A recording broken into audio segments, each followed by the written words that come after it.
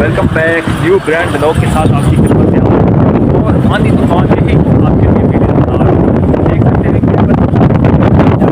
Cable ही cable आपको दिखा रहा हूँ और इस मुश्किल घड़ी में इतनी आंधी तूफान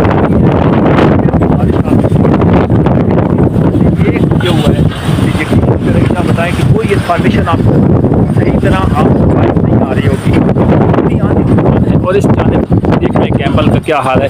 इनके मालिकान और उस जानब सारी आंधी आती है, आंधी में वीडियोस नहीं बन पा रही है। तो इंशाल्लाह नेक्स्ट कोशिश करेंगे आपको अच्छे से अच्छा ब्लॉग दिखाने के लिए। लेकिन देख सकते हैं इस जानिब भी सारे कैम्बल ही हैं लेकिन वीडियोस नहीं बन पा रही है। वीडियोस को सपोर्ट कर देना, वीडियो को लाइक करके चैनल को सब्सक्राइब कर देना क्योंकि आप बनाते हैं आप बहुत ज़्यादा मुश्किल पेशा आप माजरा बड़ी में आते हैं। आप ये वीडियो प्लीज़ सपोर्ट करते हैं और वीडियो को लाइक करके चैनल को सपोर्ट कर देना। देख सकते हैं मुश्किल घड़ी में पेशापुर कांजरा आप दोस्तों के लिए आए। कुर्बानी के 10 से 12 दिन रह गए हैं। ये हाल हो चुका है जी, देख लें क्या हाल गुजर रहा है।